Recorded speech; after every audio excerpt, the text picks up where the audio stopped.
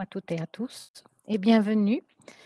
Au nom du ministère de l'Économie, du ministère de l'Énergie et de l'Aménagement du territoire, du ministère de la Mobilité et des Travaux publics et de Lux Innovation, je vous souhaite la bienvenue dans ce webinaire d'information sur l'appel d'offres en vue d'obtenir une aide à l'investissement pour les infrastructures de charge pour les véhicules utilitaires lourds.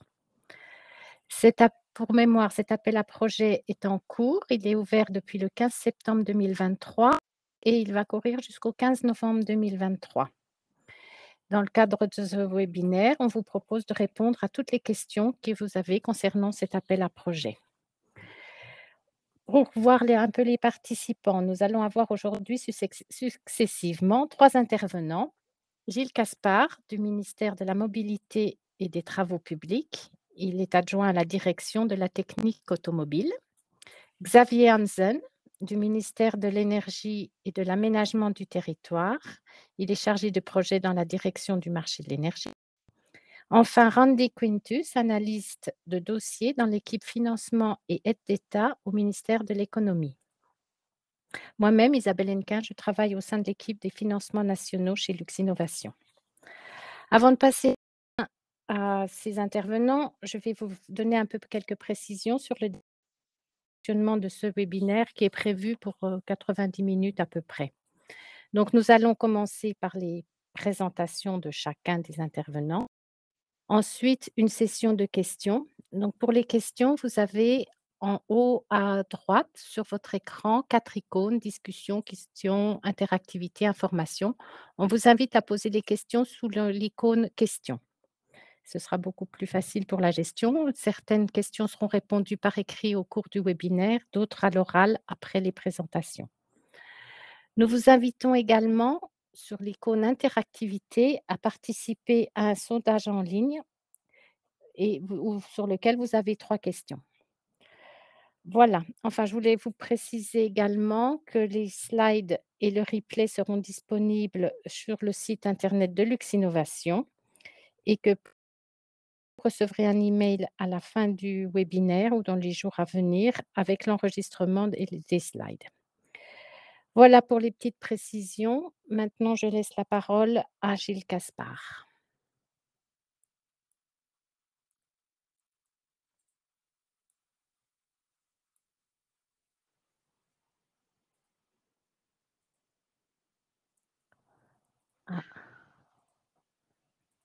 Bonjour tout le monde, Gilles Caspar, ministère de la Mobilité et des Travaux publics. Je vais profiter de l'occasion pour un peu vous montrer toutes les autres mesures que le gouvernement a prises ou est en train de prendre, évidemment, pour favoriser la décarbonisation des véhicules utilitaires lourds et donc en particulier pour favoriser l'électrification de ces véhicules. Et après, ce sont les collègues des autres ministères qui vont entrer un peu plus en détail sur le vif du sujet d'aujourd'hui, donc notamment l'appel à projet pour les infrastructures de recharge des véhicules utilitaires lourds. Donc, voici un peu un rappel qu'on avait fait déjà la dernière fois lors du dernier webinaire avec Lux Innovation, c'est qu'il y a un changement du code de la route, du volet pour le permis de conduire, pour permettre ceux qui sont les détenteurs d'un permis de la catégorie 5, évidemment, d'utiliser des véhicules utilitaires légers, donc la camionnette électrique notamment, mais ceci avec une masse maximale qui surpasse les 3,5 tonnes qui sont initialement la masse maximale pour le permis B. On a ainsi la possibilité d'aller jusqu'à 4,25 tonnes, mais ceci, évidemment, que le poids supplémentaire résulte de cette nouvelle technologie, donc notamment du poids de la batterie. Ensuite, une chose un peu similaire, le Luxembourg, ensemble avec les autres pays du Benelux, on a changé la masse maximale pour les véhicules utilitaires lourds, donc les N3, évidemment, où la limite actuelle est à 44 tonnes. Et pour les véhicules à carburant de substitution, comme par exemple le GNL, c'est possible de passer à 45 tonnes. Et même pour les véhicules à zéro émission, dont notamment les véhicules à 100% électriques, on a la possibilité d'aller à 46 tonnes. Et ceci, évidemment, pour combler un peu le désavantage du poids supplémentaire des batteries. C'est un changement de loi aussi du code de la route qui a été voté en juillet. Il n'est pas encore en vigueur parce que la loi n'a pas encore été publiée, mais elle est en train d'être publiée et sera certainement au journal officiel dans les prochaines 1 à 2 semaines. Donc, ceci, ce sont des mesures nationales qui ont été jusqu'à présent prises, mais juste pour vous informer, et certains de vous sont certainement au courant, il y a tout un paquet de la Commission européenne qui a été présenté ce juillet, le Greening Freight Package, avec tout un tas de mesures dedans, notamment sur les directives des permis de conduire et aussi sur la directive des poids et dimensions. Et là-dedans, il y a tout un tas de mesures, évidemment, pour combler les désavantages des véhicules 100% électriques ou des véhicules à zéro émission, dont notamment les limitations en ce qui concerne la capacité de charge supplémentaire de ces véhicules. Et en général, c'est dedans que pour tous les véhicules électriques, on a la possibilité de passer à 2 kilos supplémentaires en ce qui concerne la masse maximale. Et aussi, pour certains, on a la possibilité d'augmenter un peu la longueur du véhicule parce que pour certains, les batteries vont rallonger le véhicule. Bon, évidemment, c'est une proposition et elle est en train de sous la présidence espagnole, mais ça va encore certainement prendre 1 année ou même plus jusqu'à cela est finalement négocié et puisse entrer en vigueur. Mais juste pour vous informer que au niveau européen, il y a plein de mesures qui vont dans ce sens pour combler un peu les désavantages des véhicules 100% électriques. Voilà. De nouveau, un rappel qu'on avait de l'étude du ministère de l'Environnement, de l'Économie, de l'Énergie et du Transport qui ont mené au début de l'année ou fin de l'année dernière sur les coûts total de possession des terres lourdes et différentes motorisations. Et là, comme pour les véhicules à zéro émission, il y a encore un désavantage par rapport aux véhicules à diesel. Le gouvernement a mis en place un régime d'aide pour des subsides pour des véhicules à zéro émission, où vous pouvez aller obtenir 40 jusqu'à 60% de la différence de prix des véhicules à zéro émission. Vous pouvez une demande pour avoir un subside pour de tels véhicules. Voici encore le lien sur guichet.lu sur lequel vous trouvez toutes les informations et les détails de ces informations. Et je pense que si vous avez encore après une question là-dessus, vous pouvez aussi profiter de ce webinaire pour la poser parce que aussi des autres ministères, les personnes responsables sont aussi dans ce webinaire. Voilà.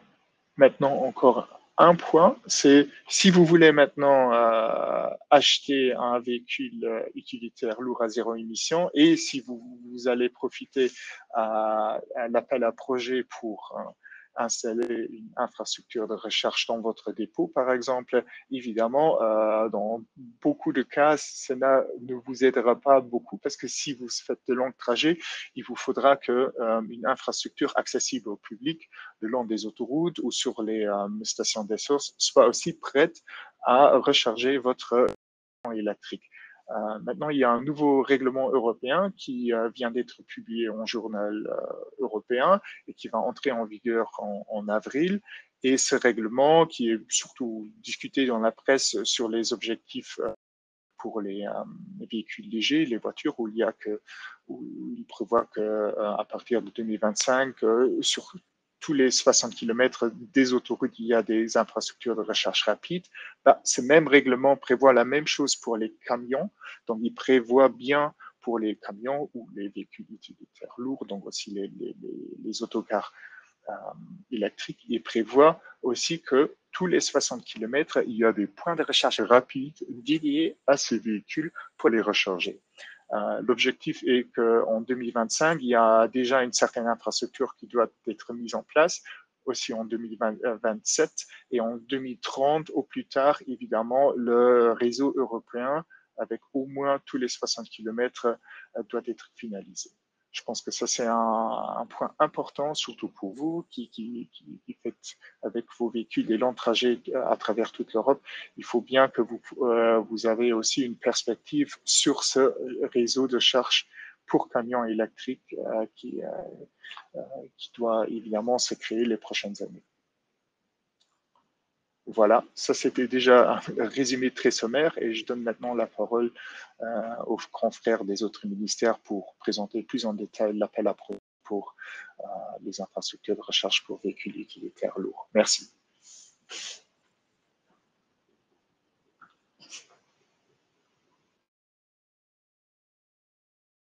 Voilà, donc merci Gilles. Mon nom est Xavier Hansen du ministère de l'Énergie et de l'Aménagement du Territoire.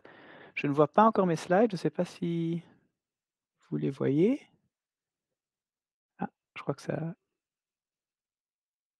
Non, ça... Voilà, super. Voilà, donc je vais vous présenter rapidement notre régime d'aide pour les infrastructures de charge, où nous avons donc actuellement un appel spécifique pour infrastructures pour poids lourds. D'abord un petit rappel, donc on a, le gouvernement a mis en place, ces dernières années des régimes d'aide un peu pour tous les aspects de la recharge de véhicules électriques. Donc on a depuis 2020 une aide financière pour la recharge à domicile qui a récemment été prolongée jusqu'à 2024. On a de régimes d'aide que je vais présenter plus en détail donc, qui couvrent aussi bien les bornes de charge, sur le lieu de travail, et pour la flotte des entreprises, donc les bornes de charge privées des entreprises et les bornes de charge accessibles au public, qui sont, complémentaires à l'infrastructure de charge publique de base, qu'on appelle le réseau Chargy à Luxembourg. Donc le régime d'aide pour entreprises, il est basé sur deux axes. D'un côté, on a, une aide en faveur d'infrastructures de charge, heu, attribuée sur la base d'une mise en concurrence, ce qui vise des plus grands projets, par tout type d'entreprise et pour tout type de bornes de charge, développées déployées par des entreprises. Et d'un autre côté, on a un axe, plus simple, avec des taux d'aide, fixes, qui s'adressent aux PME, donc aux petites et moyennes entreprises. Commençons donc par les appels à projets qui visent donc une infrastructure, hem et qui vise aussi bien à aider les entreprises à développer leur propre infrastructure de charge que, à complémenter donc le réseau public, d'aide, de bornes de charge. Hem, pour l'instant, madame Hennequin le mentionnait, on a, un appel à projet qui s'adresse spécifiquement à l'infrastructure pour les lourds. Cet appel est ouvert donc, à partir du 15 septembre jusqu'au 15 novembre et détient un budget de 4 millions d'euros. Et vu que c'est un appel qui est restreint à une certaine catégorie d'infrastructures de charge, on peut donner une aide qui va jusqu'à 70 des coûts éligibles. J'y reviendrai plus tard sur ce que sont ces coûts éligibles, de l'entreprise. Ça ne veut évidemment pas dire que vous pouvez automatiquement bénéficier de 70 de vos coûts, mais donc on a parce que c'est un appel à projet, qui a un caractère compétitif, mais le plafond de l'aide qu'on peut demander est à 70. Néanmoins, il y a quand même et contrairement aux appels généraux, il y a pas le plafond est le même, que ce soit une infrastructure privée de l'entreprise, donc qui est vraiment seulement pour les besoins internes, ou pour une infrastructure accessible au public. Il y a néanmoins une subtilité, qui est que, la puissance qui est prise en compte sera pondérée, en fonction de l'accessibilité au public de l'infrastructure. Ça vient de notre régime général, c'est une caractéristique qui est dans notre cadre légal pour en fait donner une certaine préférence à l'infrastructure accessible au public. Et donc, pour l'infrastructure privée, par exemple, la puissance sera pondérée à 60 pour notre classement que nous ferons pour sélectionner les projets. Ce classement, comment il se fait? Eh bien, on prend la capacité à installer. Dans cet exemple, on voit donc des capacités entre 1000 et 2000 kilowatts. On regarde l'accessibilité, on regarde le subside que l'entreprise demande et puis donc, en fait, tout simplement, on divise le subside par la capacité qui sera ajoutée au réseau de charge et cette capacité donc, comme je le disais, on la pondère.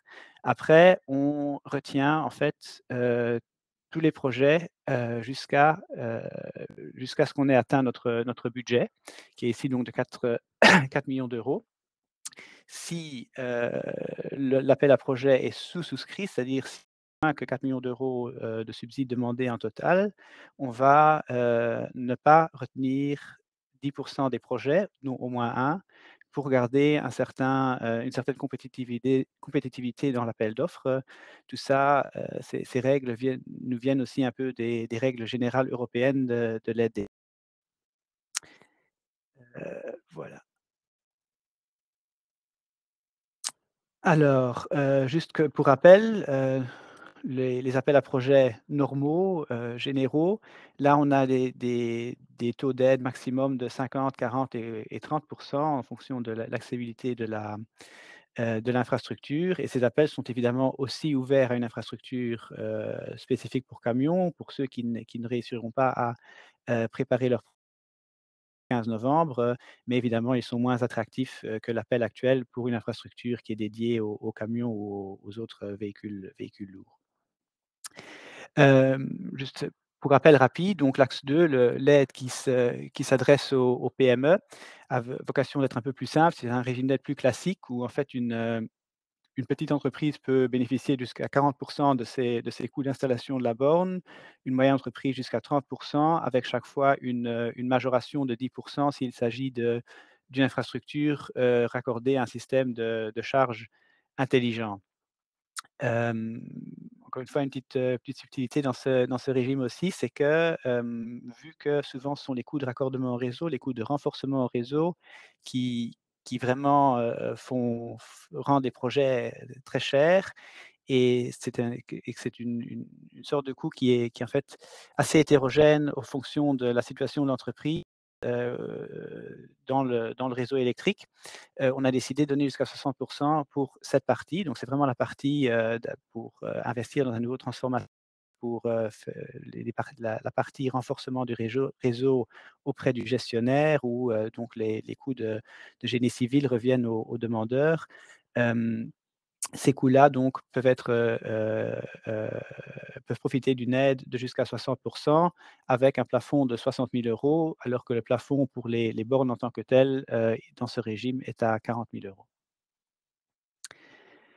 Hem, voilà donc c'est important de dire que les plafonds, s'appliquent, par entreprise et ici on parle du groupe. Donc si vous avez une entreprise qui fait partie d'un plus grand, groupe, alors c'est l'ensemble du groupe qui peut seulement bénéficier de ces 40 plus 60 000 € d'aide. Lux Innovation peut vous aider à déterminer, si vous êtes effectivement considéré comme une part d'un groupe ou non. La demande doit être, soumise avant le début des travaux. Ça, c'est un principe très important, qu'on va répéter plusieurs fois encore aujourd'hui dans ce webinaire. Donc il s'agit en fait ici de remplir l'effet le critère de l'effet incitatif qui vient du droit européen des aides d'État et en fait, le principe est, au niveau européen qu'un État peut donner une aide à une entreprise seulement si on peut considérer que l'aide incite vraiment l'entreprise à développer un projet et donc cet effet incitatif est considéré rempli si l'aide est demandée avant le début des travaux et le début des travaux dans ce contexte est, déjà la signature d'un devis. Donc on ne parle pas du début physique des travaux, mais on parle vraiment d'un engagement ferme de coût qui ne peut pas être fait donc avant de nous avoir envoyé la demande. Néanmoins, une fois que le dossier est déposé chez nous, vous pouvez commencer votre projet, vous pouvez signer des devis même avant, évidemment toujours avec le risque de ne pas être retenu et de ne pas bénéficier de l'aide. Voilà. Et dans ce régime de PME, donc chaque entreprise peut, remettre un dossier par an, hem et mais le plafond s'applique sur la durée totale du régime. Voilà, donc quelques explications supplémentaires. D'abord les coûts éligibles pour les deux régimes, en fait, donc l'appel à projet et l'aide pour les PME. Ce sont tous les coûts qui sont directement liés à l'installation de bornes, donc bon, la borne en elle-même, le renforcement du raccordement réseau. Comme je le disais, il y a une aide plus élevée dans le pilier PME, mais dans le pilier appel à projet, ces coûts sont bien sûr, totalement éligibles. Tout ce qui est un système collectif de gestion de la charge, les dispositions permettant la gestion de données, donc tout ce qui est IT à ce niveau-là, des systèmes de paiement pour l'infrastructure de charge accessible au public, la signalisation du site, mais au sens, assez restreint, les travaux de génie civil vraiment liés à l'installation de la borne, donc on ne va pas vous payer la réfection de tout un parking, mais le socle de la borne est bien sûr et les tranchées qui doivent être faites sont bien éligibles et des dispositions de sécurité qui sont obligatoires. Ce qu'on ne finance pas par ce régime-ci, ce sont des choses comme un toit au-dessus de la borne, des panneaux photovoltaïques et des choses comme ça, ou dans le cas des panneaux photovoltaïques, il y a bien d'autres régimes qui peuvent être combinés aussi avec ceci. Hem, voilà, donc l'infrastructure de charge, qui est, subventionnée par nos régimes doit être alimentée à 100 par l'électricité renouvelable. Ça doit être, démontré ou bien, par des contrats d'électricité, verte pour l'ensemble du site ou bien pour des garanties d'origine, pour les quantités, utilisées par les bornes sur le site. L'infrastructure doit aussi être exploitée pendant au moins 5 ans. Évidemment, si, il y a un sinistre ou si, il y a d'autres raisons, externes à votre volonté, on peut prévoir des exceptions dans ce cas. En principe, l'infrastructure doit aussi être mise en service, 12 mois après l'octroi de l'aide, donc après la communication de notre décision. Là, dans les premiers appels à projets, on a déjà vu qu'avec, les problèmes actuels, qui persistent toujours en partie sur les transformateurs et d'autres éléments, dans les chaînes d'approvisionnement, vu des fois des délais, assez élevés des gestionnaires de réseau pour procéder à un renforcement du réseau, il peut y avoir des exceptions et on peut aussi là, approuver des exceptions sur demande, qui permettent de prolonger ce délai. Les infrastructures, en principe, ne doivent pas être, destinées à la revente ou à la location à l'exception de contrats de leasing, à la fin desquels, l'infrastructure doit néanmoins, tomber dans la propriété du client, si vous voulez, donc de l'utilisateur de la borne. Pour tout ce qui est, bornes accessibles au public, les prix doivent être raisonnables, aisément et clairement comparables et transparents. Donc ce soit les prix doivent être dans la norme du marché si vous voulez et il doit y avoir une ouverture, à tout, fournisseur de services de mobilité, tiers sur les bornes et si vous installez des bornes sur le terrain d'un tiers, il faut nous montrer un accord de principe, du propriétaire, concernant l'utilisation du terrain de bornes. Voilà, les infrastructures accessibles au public, doivent aussi remplir un certain nombre de critères qui aussi viennent en partie aussi de la directive AFIR que Gilles Caspar a mentionné. Donc il faut rendre possible un paiement à l'acte, il faut que soit non discriminatoire aux différents fournisseurs de services de mobilité, et ainsi de suite. On peut y venir plus en détail si vous avez des questions par après. Voilà, alors qu'est-ce qui est spécial dans l'appel à projet actuel? C'est donc, que nous ne subventionnons dans cet appel que, des infrastructures qui sont dédiées vraiment aux, poids lourds, donc aux véhicules de la catégorie N2, N3, M2, M3 et même détracteurs si c'est le cas, si vous en avez. Et donc pour être admissible, on va demander que les bornes soient vraiment sur des emplacements réservés à ce genre de véhicules, qui sont aussi aménagés de manière à pouvoir accueillir ce genre de véhicules. Si l'infrastructure est accessible au public, nous allons demander une signalisation appropriée, donc où on qui dit, clairement que qu'il s'agit de bornes réservées aux véhicules de ces catégories. Pour l'infrastructure de charge privée, bon là, c'est plus difficile de demander ça parce que ça va être dans le domaine privé hem, heu, de vos, heu, de vos locaux. Mais ce qu'on demande là, c'est quand même une un certificat qui nous montre, quels véhicules vont utiliser, ces bornes. Donc on attend que l'entreprise ait elle-même ou bien des véhicules, électriques de ce genre ou bien en accueille régulièrement, que ce soit des clients, des livreurs ou des choses comme ça, qui vraiment rechargent sur le site. Donc pour nous assurer que, les bornes soient bien utilisées par des poids lourds. On voit ça vraiment comme complément à notre régime d'aide que Gilles mentionnait sur ceux qui pour l'achat de véhicules poids lourds, électrifiés et on va donc, demander ces déclarations pour éviter, que ce s que qu'on que les bornes soient utilisées heu, par d'autres véhicules.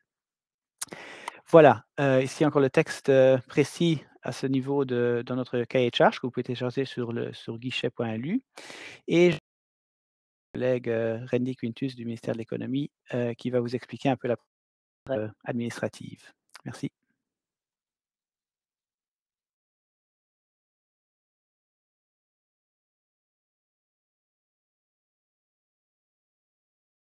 Ministère de et comme déjà annoncé, moi je m'en occupe des dossiers concernant la demande d'aide pour ce type d'aide. Voilà, donc je vais continuer avec quelques critères supplémentaires qui sont vraiment très importants à respecter pour ce type d'aide. Tout d'abord, si vous ne veuillez pas signer de devis avant que vous fassiez votre demande d'aide chez nous. Pourquoi? Ben, autrement dit, comme vous voyez ici, l'aide, elle doit inciter l'entreprise à réaliser le projet, ce qui n'est pas le cas si elle avait réalisé les projets même sans aide étatique. Donc ici, on parle du effet incitatif. L'effet incitatif de l'aide est présumé lorsque l'entreprise a soumis une demande avant le début des travaux. Donc, autrement dit, il nous faut un devis pour vérifier l'éligibilité des coûts, mais ne veuillez pas avoir signé ce devis lors de la soumission sur MyGuichet. Dès que vous avez fait la soumission, vous pouvez signer, tout ce que vous voulez concernant ces projets, mais faites vraiment attention là, s'il vous plaît. Bon, également exclut, le critère entreprise en difficulté, c'est là, les acteurs publics comme par exemple les communes et cetera et le cumul de plusieurs aides octroyées. Si vous voulez, on peut, discuter, là-dessus après. Ce sont je dirais des critères qui sont, généraux, en fait. Voilà, bon, comment est-ce que vous pouvez faire la demande et quels sont les d'autres critères concernant, la procédure en soi et cetera? Ben, tout d'abord, je vais vous parler des mesures de soutien.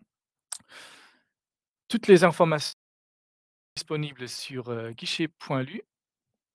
Là, sur guichet.lu, vous trouvez également, l'accès vers, myguichet.lu. La demande, se fait exclusivement sur, MyGuichet. Donc, comme entreprise, veuillez vraiment vérifier que vous avez tous les accès, nécessaires pour finaliser cela donc.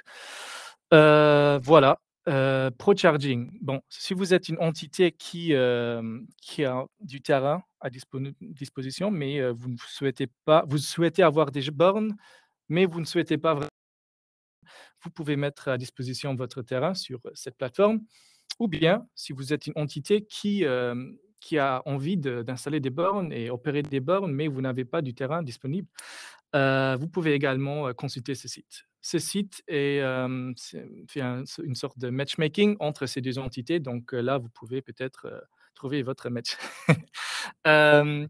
Soutien par la Climagence et la Lux Innovation, ben, voilà, si vous avez des questions techniques, au niveau de la faisabilité de votre projet concernant les bornes mobiles, sont-ils éligibles ou pas, par exemple, et cetera.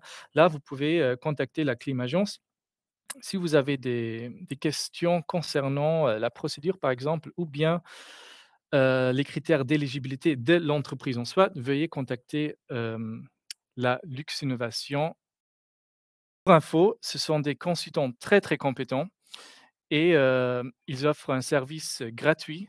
Donc je dirais que c'est plutôt vraiment, win-win situation pour tout le monde dans ce cas. Et bien sûr, au cas où vous avez besoin d'une augmentation de la capacité de votre réseau, veuillez, contacter votre gestionnaire de réseau de distribution. Ici, vous avez quelques étapes, un résumé de la procédure administrative. Les étapes 1 jusqu'à 3, sont, je dirais donc assez claires au niveau de vérifier l'éligibilité de votre projet ou bien de l'entreprise en soi. Veuillez donc, vous connecter sur MyGuichet, remplir le formulaire, vérifier, l'éligibilité de votre, projet au niveau de la veuillez donc contacter par exemple la Climagence ou également la Lux Innovation. Donc les étapes 1 jusqu'à 3 sont normalement accompagnées par ces 2 entités. À partir du point 4, donc à partir de la soumission, le ministère de l'économie ensemble avec, le ministère de l'énergie qui s'en occupe de votre dossier. Donc, à partir également de l'étape 4, dès que vous avez soumis, dès que vous avez cliqué sur transférer, transmettre le dossier, vos projets, vos devis et cetera. Et voilà, donc ici, vous avez également, une capture d'écran du site de la page de guichet.lu. Là, vous trouvez, les rubriques nécessaires pour, accéder cette page. Là, vous trouvez, comme déjà expliqué, toutes les informations, niveau les conditions et cetera. En bas, vous trouvez c'est nécessaire pour, faire votre démarche sur MyGuichet. Également les pièces jointes à télécharger et également à remplir pour, finaliser votre demande d'aide. Et tout au fond, vous trouvez également, le cahier des charges, la foire aux questions et également, la loi du 26 juillet concernant ce type d'aide. Pour les informations supplémentaires, si vous avez vraiment des questions au niveau, traitement des dossiers chez nous, veuillez contacter, nous sur, borne au pluriel @eco.eta.lu ou bien, sur ce numéro de téléphone. Pour des questions plutôt, je dirais concernant les étapes 1 à 3, comme indiqué avant ici, hop, 1 à 3, veuillez contacter, la Lux Innovation ou bien la Climagence. Et c'est déjà tout de mon côté. Avez-vous des questions?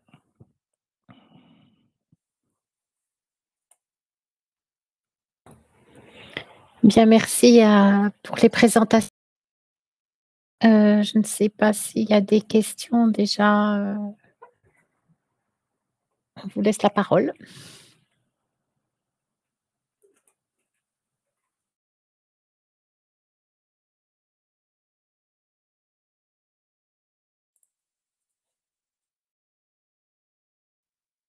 Juste pour info, vous pouvez, poser vos questions soit sur la rubrique, discussion, l'onglet discussion ou bien sous l'onglet, questions.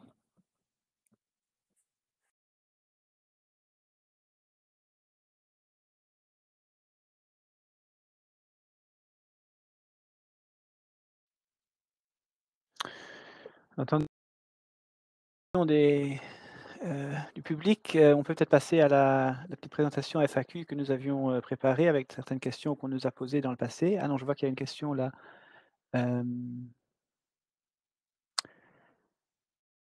Que se passe-t-il s'il est connu d'avance, qu'il y a un déménagement du site avant les 5 ans? Randy, je ne sais pas si tu as une réponse à cette question?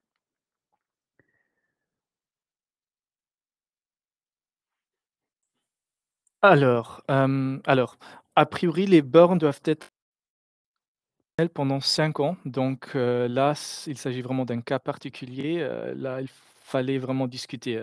Spontanément, je ne peux pas vous donner une réponse précise là-dessus. Mais sur le cahier de charge également, d'après la loi du 26 juillet, il est nécessaire que les bornes soient opérationnelles pendant 5 ans. Donc voilà, là, on peut sûrement trouver une solution concernant qui après peut prendre les bornes, mais oui, ça c'est vraiment un cas particulier qu'on doit discuter ensemble avec l'entreprise également et également avec les entités après qui voudraient peut-être prendre les bornes ou bien les entités qui vont déménager sur ce site. Voilà, je crois que ce qui est important de notre côté, c'est que les bornes restent, au moins installées pendant 5 ans, si possible plus longtemps, et que l'aide revienne vraiment, à l'utilisateur des bornes. Donc là, je crois qu'il faudrait, dans un cas où c'est déjà connu, au cas par cas, contacter, Lux Innovation et puis sans doute les ministères, à l'avance pour discuter le cas et voir si on trouve une solution. Question quant au délai, là, je vais aussi laisser, Randy répondre vu que c'est lui et son équipe qui sont en charge des réponses et qui sont, assez rapides, en général. Merci Xavier. Bon, ça dépend également de j'entends un écho. Ça dépend également de l'axe. Si vous êtes une PME et vous ne participez pas, désolé, il y a Isabelle, je pense que tu as envie de faire.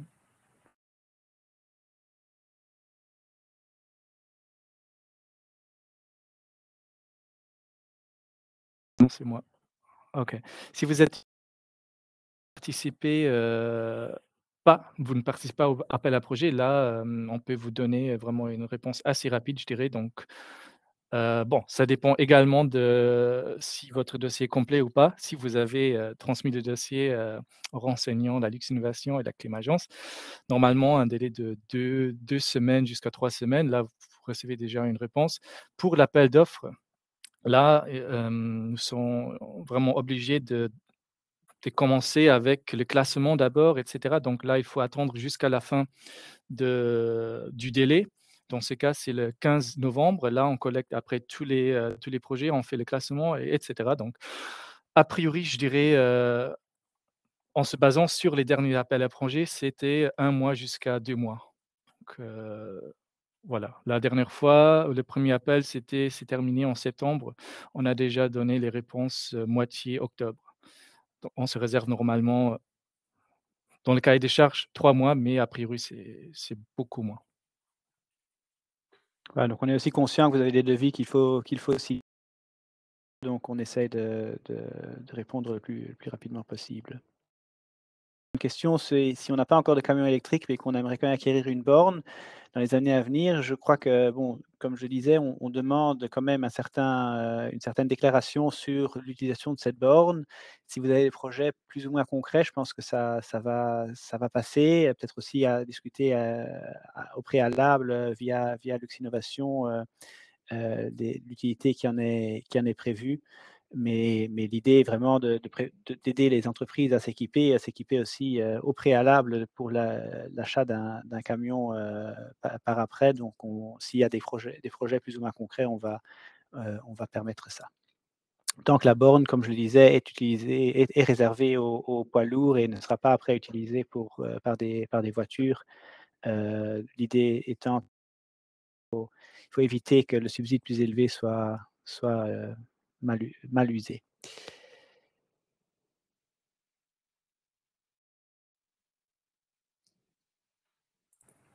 Je Encore vois une une question? question concernant le point 5 et le lancement des travaux. Est-ce le soumissionnaire et organise les travaux? Randy, je pense que Oui. Lancement des travaux, oui.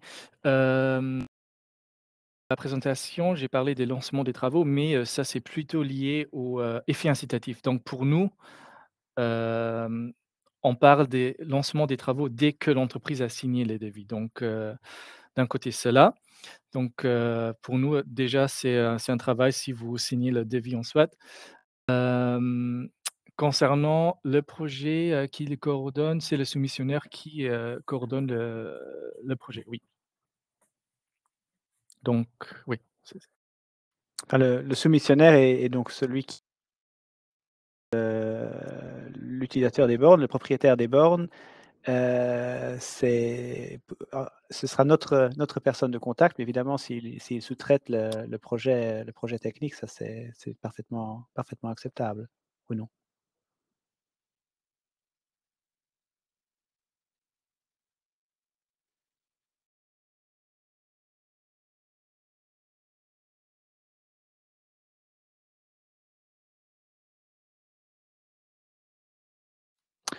Voilà, s'il n'y a plus d'autres,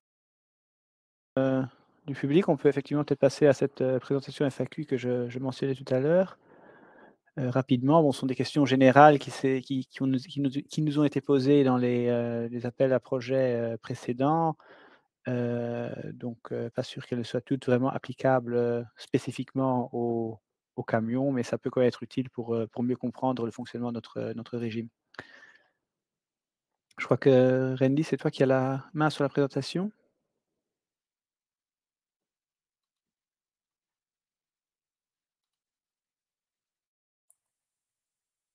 Voilà, oui. Moi j'ai hem, Pour l'accessibilité au public, donc une borne, pour nous, est accessible au public si elle est accessible, sans devoir se préinscrire, à tous les utilisateurs. Bon, dans ce cas, ce serait tous les camions, ou bus, souhaitant y accéder. Ce qui n'exclut pas la borne peut se trouver derrière une barrière et même dans un parking payant. Donc l'idée est qu'une borne, l'exemple qu'on donne toujours, c'est, qu'on peut accéder dans un parking client d'une banque auquel on a seulement accès si on a rendez-vous ce jour-là à cette heure, dans la banque. Alors elle n'est pas accessible au public, mais une borne, qui se trouve dans un parking, auquel on peut accéder sans devoir, réserver à l'avance, est considérée comme accessible au public. Alors raisonnable, bon, c'est une question assez on a qui enfin, c'est un principe qui nous est cher, mais qui est, pas très facile à définir. Donc là, on dit que les prix sont raisonnables s'ils sont conformes aux règles générales, de la concurrence, des lois sur la concurrence. Ils doivent se justifier quelque part sur base de coûts réels. Donc si on prix qui sont vraiment hors normes, on se garde la possibilité de demander une certaine justification de ces prix et surtout, dans quelle mesure l'aide, payée par l'État se retrouve dans, le développement de ces prix. Donc les prix doivent être quelque part alignés au reste du marché sans trop en diverger.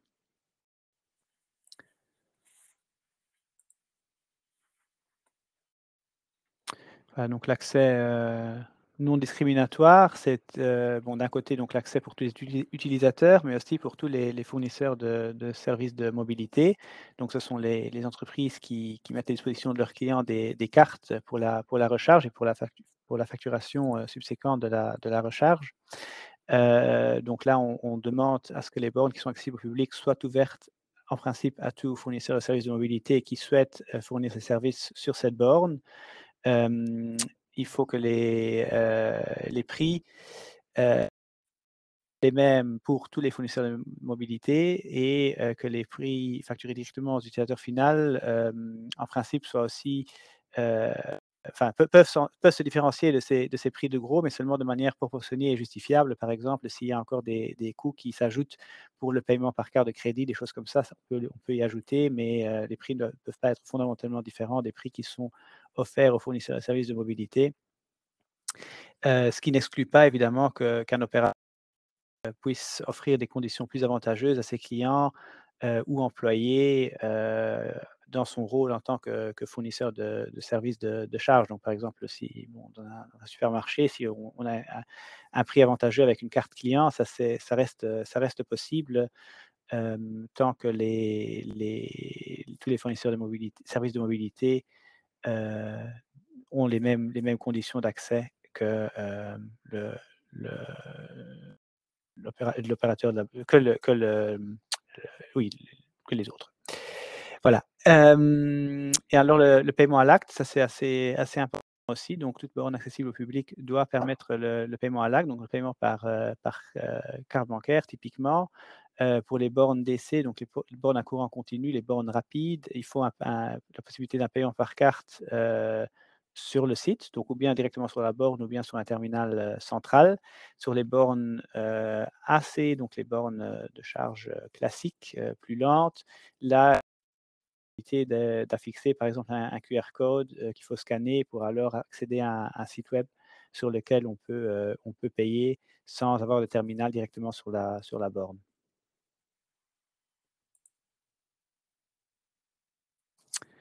Alors pour la capacité de charge qu'on utilise pour le classement, comme je l'expliquais tout à l'heure, on a aussi une différenciation entre les bornes AC, donc les bornes lentes et les bornes DC. La logique étant que pour les bornes DC, le client s'attend vraiment à ce que la puissance soit à disposition à tout moment, alors que les bornes AC, c'est plus un add-on au parking dans beaucoup de cas. Et là, on peut donc utiliser de manière intelligente la capacité disponible sur site en partageant la charge par des systèmes intelligents. Et donc, pour les bornes AC, pour notre classement, on prend donc la somme des puissances nominales des différents points de charge, alors que pour pour les bornes DC, on prend vraiment la puissance maximale pouvant être mise à disposition de manière simultanée pendant 1 heure d'affilée à des véhicules 400 volts. Donc, il y a un peu une subtilité là-dessus. Mais voilà, ça c'est donc les règles. On peut aussi donner plus d'informations au sujet si c'est voulu. Et un dernier point, c'est la répartition des projets. Donc effectivement, un projet, comme je le disais tout à l'heure, doit ajouter au moins 175 kW de puissance de charge. Néanmoins, un projet peut avoir différentes formes. Une entreprise peut décider d'avoir un projet qui multisite, donc qui met ensemble des infrastructures qu'ils installent sur leurs différents sites. Si par exemple vous voulez vous équiper trois sites d'une borne de 100 kW, vous n'avez pas un site qui pourra remplir la condition des 175, mais vous pouvez rassembler vos 3 sites, en faire un projet et nous le soumettre. On peut aussi avoir différents projets pour différents sites. Il n'y a pas de limite au nombre de projets qu'une entreprise peut entrer dans un appel à projet. Et une même entreprise pourrait aussi avoir plusieurs projets sur un même site, ce qui peut être utile, par exemple, si vous combinez de l'infrastructure accessible au public et de l'infrastructure non accessible au public, parce que un même projet sera toujours considéré comme sera considéré comme un projet de l'accessibilité minimale. Donc, si vous avez une borne privée combinée à 10 bornes accessibles au public, l'ensemble du projet sera considéré comme un projet de borne privée. Donc là, il y a effectivement un avantage à peut-être splitter vos projets. Ce qui est important là aussi, c'est que sur une même parcelle cadastrale, on ne peut donner on ne peut accepter les projets que d'une même entreprise. Donc, on ne peut pas avoir 2 entreprises qui se voient attribuer des projets sur la même parcelle cadastrale.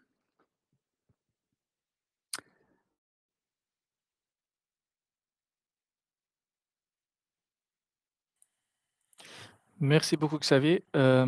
Ça, c'était nos slides. Est-ce que vous avez encore des questions supplémentaires peut-être? Peut-être, en se basant sur, ce qu'on vient de montrer maintenant? Est-ce que vous avez des commentaires, des questions, des doutes?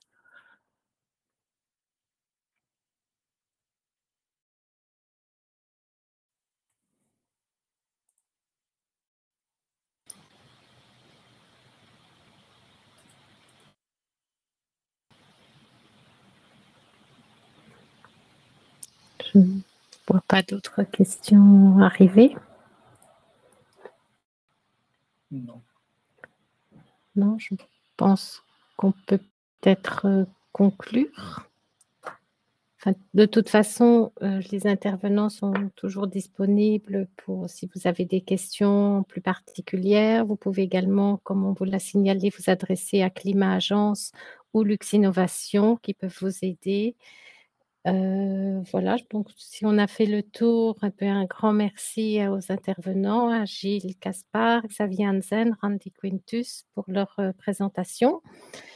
Merci à tous de vous être connectés, d'avoir participé et suivi à ce webinaire. Donc, pour rappel, la présentation sera envoyée par Lux Innovation et vous pouvez revoir le replay également sur le site de Lux Innovation. Donc, l'appel à projet est bien ouvert jusqu'au 15 novembre. Attention, la date limite, le 15, ce n'est pas le 16. Et je vous souhaite à tous une excellente journée et merci. Au revoir.